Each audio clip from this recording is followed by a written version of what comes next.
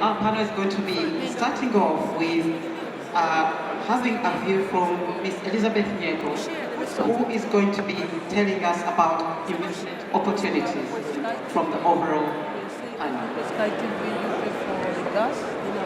Well, thank you very much, ladies and gentlemen, Your Excellencies. So, I suppose if we look at agriculture and then extend that and say, okay, agriculture in Africa in general, food security is the first thought that comes to one's mind. And why say so? Well, we're looking at a continent with perhaps 69% of the world's arable land, most of which is underutilized, to the backdrop of an import bill, which in 2012 was up to 47 billion. Now, zeroing in on Uganda, of course, this is a country where agriculture is very, we would say, well, subsistence agriculture is perhaps the key for a good 85% of the population. So clearly, the opportunities are there, the opportunities are ripe. But then the question, I suppose, that we should ask ourselves is, what are these opportunities? My name is Christine, Member of Parliament for Kumi and Minister of State Office of the Prime Minister. I'm going to talk about creating opportunities in the rural areas. Ladies and gentlemen, rural areas in Uganda are faced with enormous challenges to economic growth relating to infrastructure, information flow, employment, disease, literacy levels, production capacity, methods of farming implements, rural-urban migration, access to clean water, and many others that cast a spell on the development possibilities of the rural populations. So if one is to create any opportunity in the rural areas, one has to first of all focus on uplifting the living standards of the rural areas by investing in service provision. This can only be adequately addressed through partnering with the government, establishment of industries or factories to fight unemployment, and then provision of healthcare services, education services, fresh water for livestock and human use, and then the infrastructural development in most of the areas. When we talk about TESO, opportunities in TESO, TESO is the biggest producer of fruits in the country, but it has no processing factories as we talk now. This financial year, government has allocated money for the construction of a fruit factory, but the actual construction of the factory has not yet started. However, even if this one factory is constructed, it will not be able to address and match the supply of citrus in the region. I therefore call upon you, the diaspora, to come and invest in value addition in as far as citrus production is concerned in TESO. You heard this morning that education is the key. This region, which suffered 20 years of war, TESO has only one university, and this is even a private university. It cannot manage to serve the 4 million population in that area. Government has just launched a task force for construction of Soroti University. Thank you so much. for giving me an opportunity to talk about TESO once again. Because of time, really. Your Excellency, the Vice President of the Republic of Uganda, colleagues, the ministers, members of Parliament, ambassadors present, the business fraternity, ladies and gentlemen. I have tailored my presentation basically to focus on driving economic growth in the rural areas, and a case in my presentation will be basically focused on the investment potentials in the Karamoja sub-region. Through Your Excellency, allow me to convey warm regards from my senior minister, the First Lady of the Republic of Uganda, who was unable to be here with us because she's currently in Karamoja sub-region. Ladies and gentlemen, my first slide is talking about the background of where Karamoja is, its geographical location, the population there. I think that one I will skip it, as I request the organizers to post this full presentation on the promoter website where everyone can refer to it later because of the time constraint. The next slide, we have Karamoja giving us the 2 climatic zones that they do have. We have the Eastern Plateau along the Uganda-Southern Sudan border, which is basically a little bit dry, but has a lot of mineral deposits, as you will see in that presentation. The western part of Karamoja is a green belt that stretches from Namalu northwards to Iriri, as it's well explicitly articulated in that brief. Moving ahead, the next slide is giving us government intervention, the vision that the government of Uganda has had for the Karamoja sub-region since 1986. And I will quickly go to the topic that defines our sitting here today. Ladies and gentlemen, Karamoja is one region. Many say it's endowed with gold. But when it comes to investments, Karamoja sub-region is a gold mine. Many people say that so-and-so is the person you must link up with before you die. But I must categorically emphasize that Karamoja is one region that all investors must invest in before they die. Because you risk not resting peacefully if you don't invest in Karamoja. Ladies and gentlemen, Karamoja has so many virgin areas that we can invest into and harness profitably. First, I mentioned about the mineral development.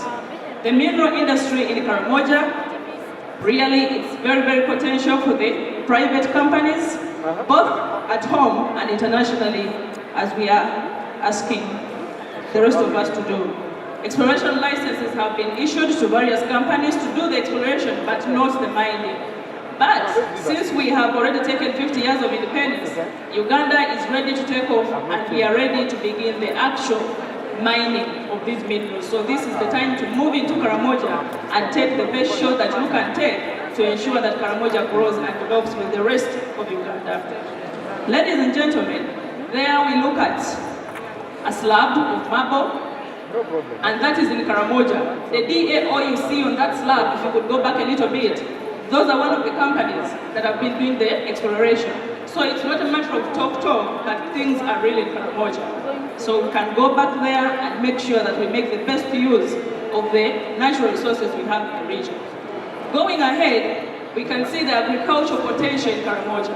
There is a lot of potential in commercial agriculture in Karamoja. As earlier mentioned, I say that the greener belt, which is on the western bit of Karamoja, is suitable for large agricultural production. With the vast savanna grassland, the people around those areas mentioned practice subsistence farming because they do not have the funds for mechanized agriculture. But this is what we can look into, just like Ndugu Bitature mentioned earlier in his presentation. Moving ahead, ladies and gentlemen, there is great potential in Karamoja when it comes to power, renewable energy resources. Here we talk about the solar. There is much potential there, and the wind energy. These ones you can never go wrong when you focus on these areas in Karamoja. We shall quickly look at the tourism potential. The tourism potential, this one is self-explanatory. Even before looking at the notes we have there, just the culture of the Karamojons itself really gives us a lot. It leaves a lot to be admired. So Karamoja sub-region, which hosts the Kidepo National Park that you all know, is one good area that we can consider investing into to boost the tourist sector in Uganda. Ladies and gentlemen, Bwana Bitatura mentioned about the museums and the park in Karamoja. Basically in November 2012, the Minister Karamoja, together with our counterpart of tourism and wildlife, opened the first museum in Moroto, which has a collection of rich cultural artifacts and Karamojong people, of the Karamojong people. So these are areas that give a great potential to those who would like to invest into the tourism sector in Uganda. The next slide talks about Alvera and Gamma Arabic. It's very real in that those ones who have visited Karamoja, they will tell you that they found Gamma Arabic scattered in Karamoja. It's scattered because it's grown, it's wild Arabic. It's not grown by anybody. It's there, it has grown without any force, without any input. But just imagine if we put in, if we do the funding, if we fund these areas, encourage our people to get engaged, we can really do very well in terms of Gamma Arabic. Gamma Arabic, many of us know that it helps in the manufacturing of ink, paint. These are industries that can be set up in Karamoja since we have enough potential there, raw materials. The next slide talks about basically what everyone has been talking about, the enabling factor, enabling environment that the government of Uganda has put in place. I put this in my presentation just to emphasize the aspect of the government will. Many people say, yes, I'm willing to come and invest, but with government support me, this one really shows us that there is full support and much commitment from the government of Uganda to support and back every investor that takes off time to invest in Uganda, and now specifically I'm referring to Karamoja. First, we have the industrial park. This is where the government of Uganda, through the Uganda Investment Authority, has acquired over 400 acres of land. And on the next slide, I think you will see we have Moroto Industrial Park, where anybody can come to government and you can be able to give you land where you can begin from to set up most of the things that I'm talking about. Ladies and gentlemen, electrification.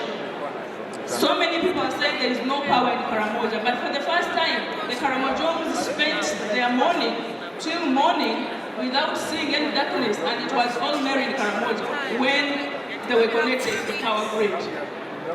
Some people thought maybe night has been knocked out by the natural factors, but Karamoja is now connected to the power grid.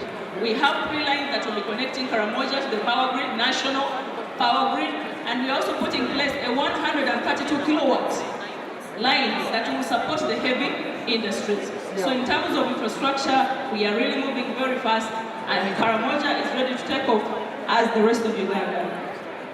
The next slide, we have improvement on the road infrastructure.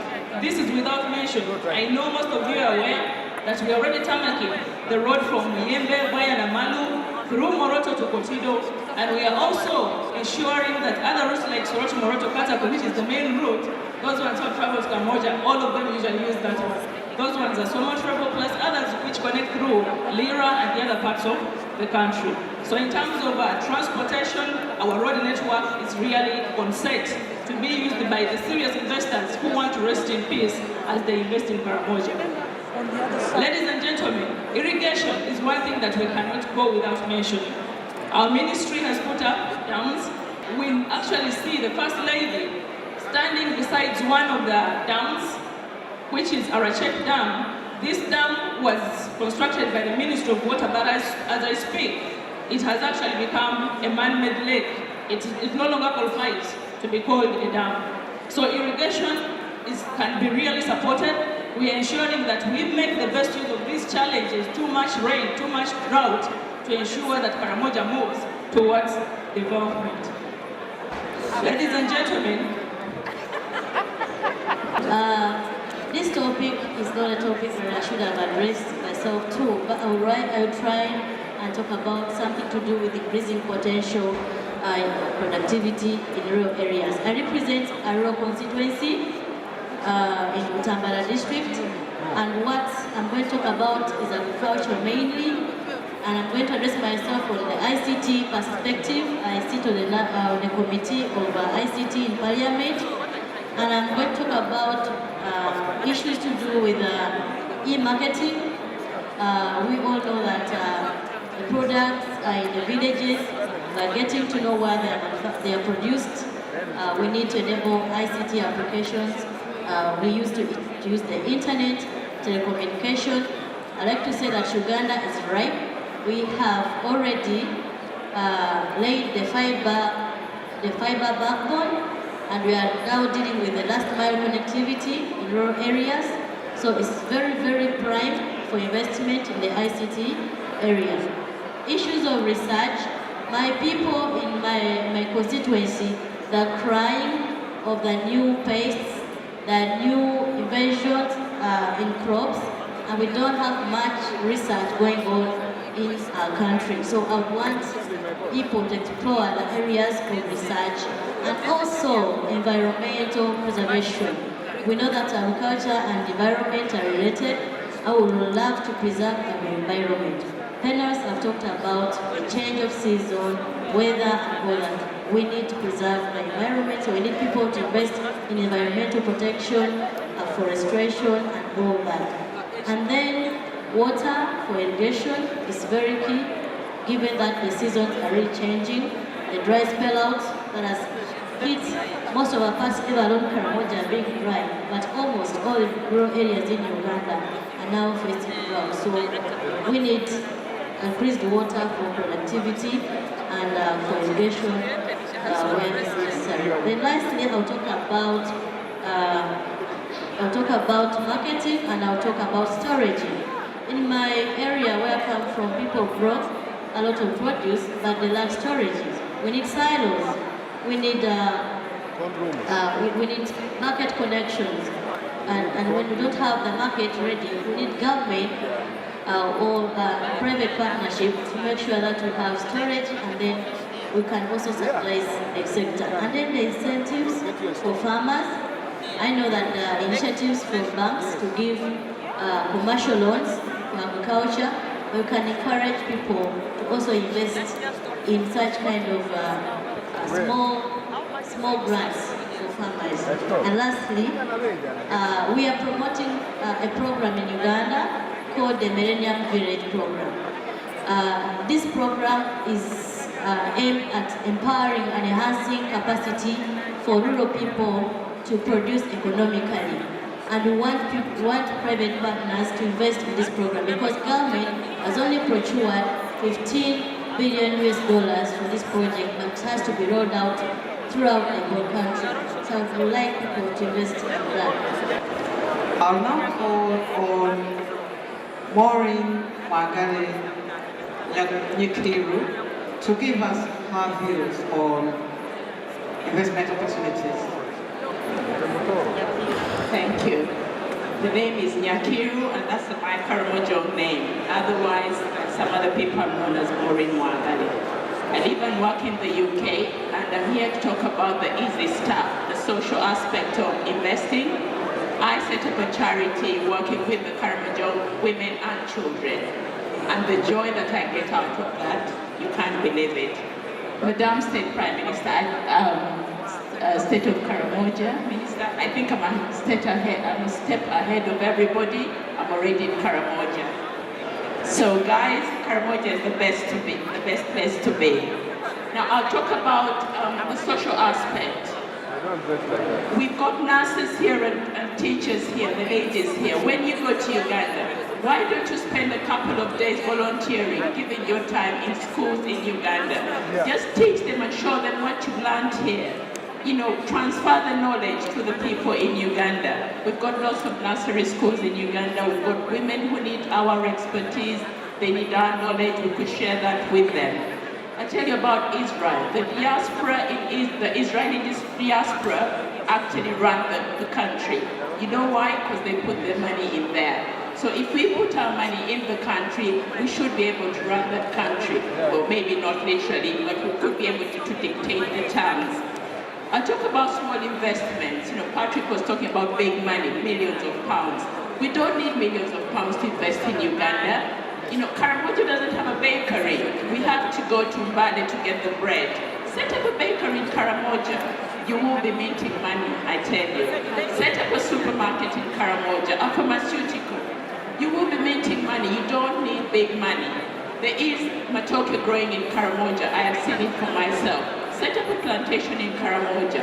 Of course, you need to know when the rains are coming, or when you need to know the weather patterns. But it is possible. Karamoja is not what people talk about, droughts and people walking naked and all that palaver. It is not. It's a completely different setting. It is beautiful.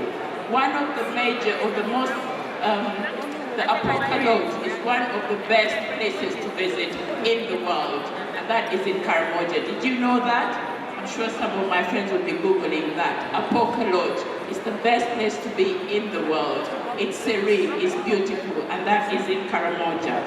Back to the social aspect. I have, like I said, I set up a small charity here, but it's quite small. But there's lots of other small charities that we've all set up here in the UK to help the people at home. We need to get together. I can't do this on my own. We need to get together as a community, as Ugandans, to give back to Uganda. Can we all do that? I'll give you an example. Recently I was in Karamoja, and a lady called Ida, where's Ida Homer? Please stand up. Ida donated sewing machines to the women in Karamoja. Thank you, Ida. They went down as a big, they really, really appreciated those sewing machines. So if we could please give back to our country. If you can't give back money-wise, give your time. It is possible.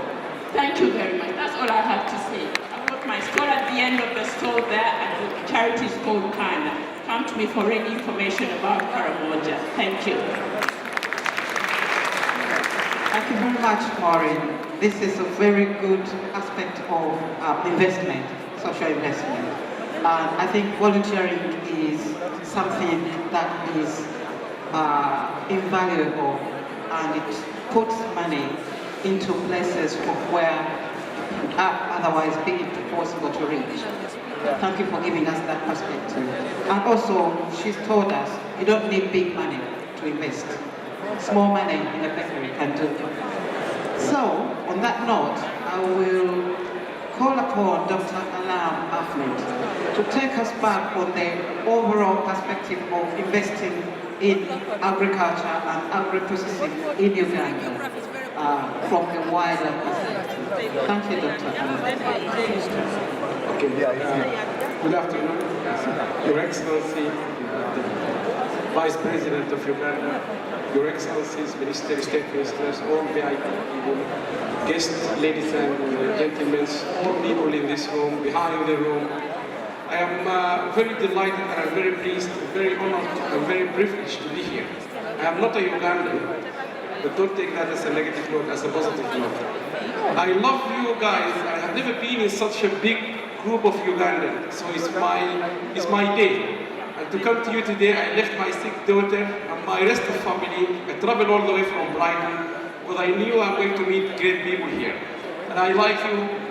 But I know Uganda from very close eye with your Minister of ICT, His Excellency John Desambo, which I met him in 2005 in Cairo with other delegates from the World Bank. The conference was about innovation and knowledge management for Africa. And he presented a case of what does it mean appropriate technology. His Excellency, he presented how he went to California and Silicon Valley to bring particular computers which work with normal batteries, not the old type of batteries. Because he said in rural Tanzania, Uganda, he wants them to use those computers. And because of electricity, he decided to go and find a company in the US which can produce computers that doesn't work on electricity. And the exciting project he presented in 2005, 2008, we had a conference in Sussex in Brighton. We invited him to come to the UK to do the same presentation. And he was surprised. I said to him, what you need is what we teach to students, appropriate technology. And he came in 2008 in Brighton, he presented the same idea. Everyone applauded him. In 2009, we had the World Association for Sustainable Development in Bahrain, in the Middle East. And he was also selected to fly to Bahrain to present the same thing.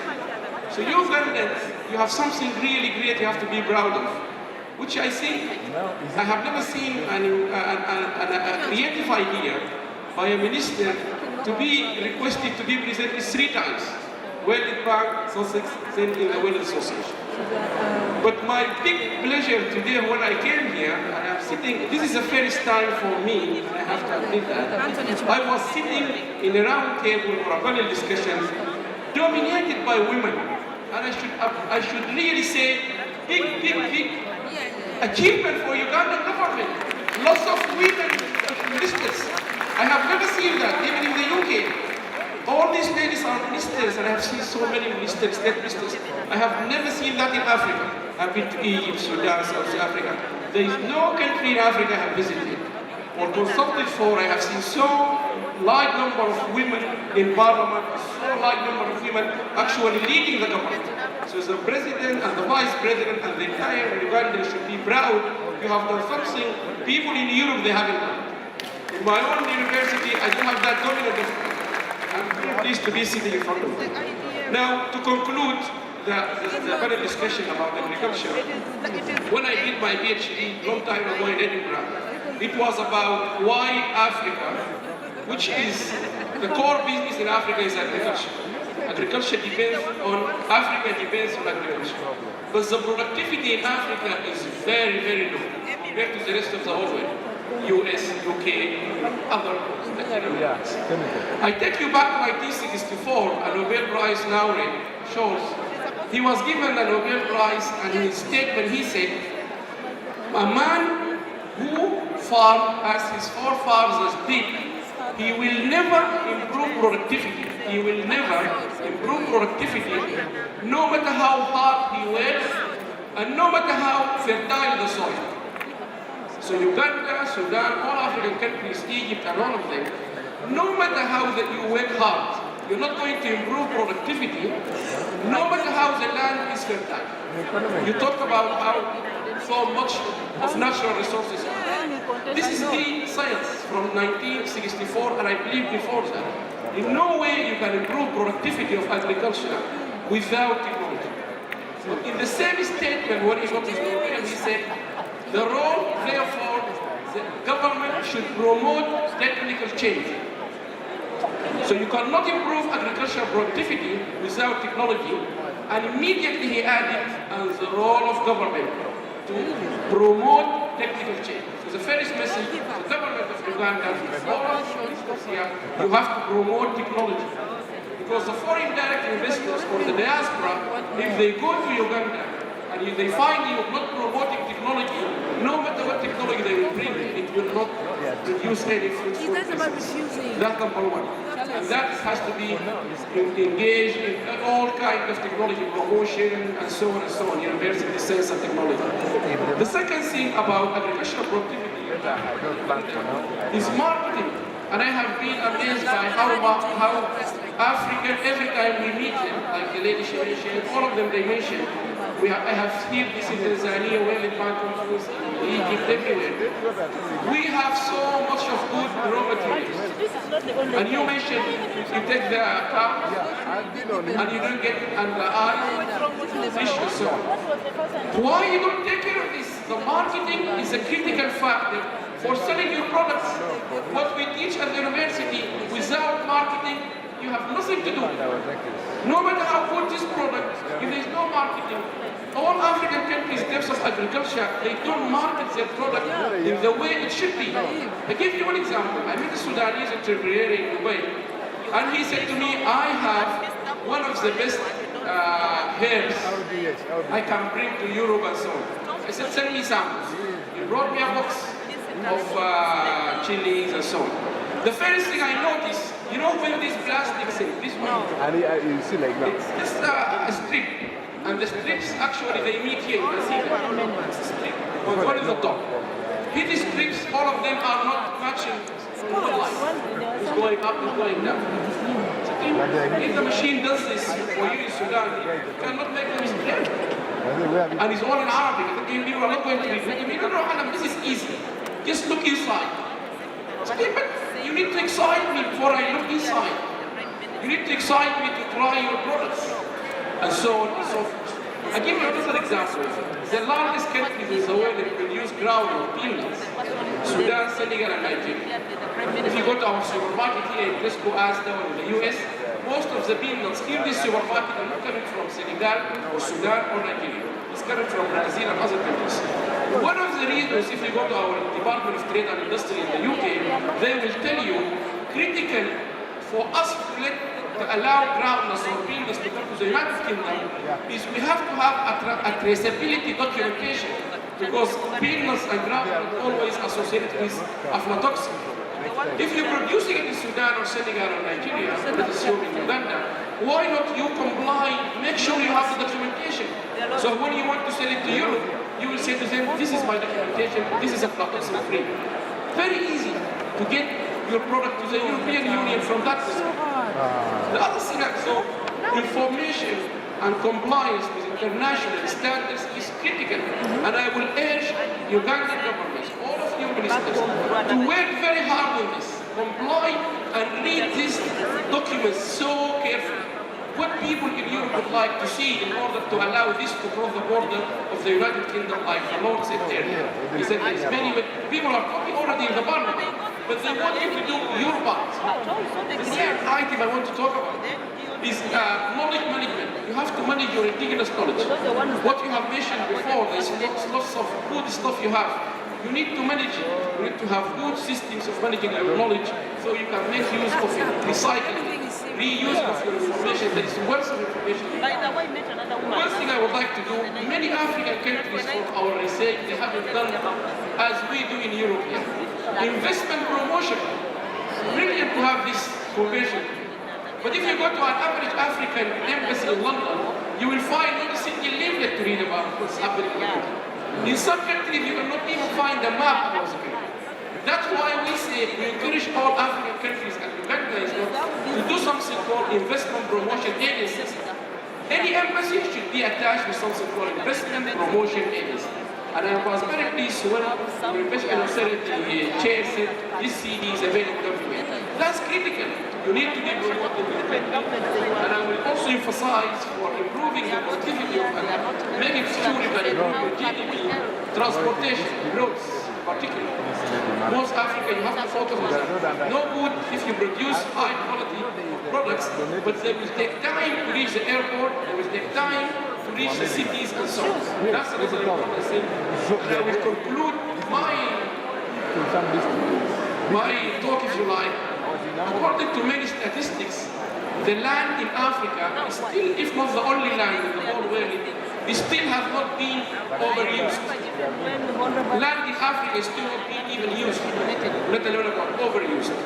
Many countries, they suffer from overusing their land.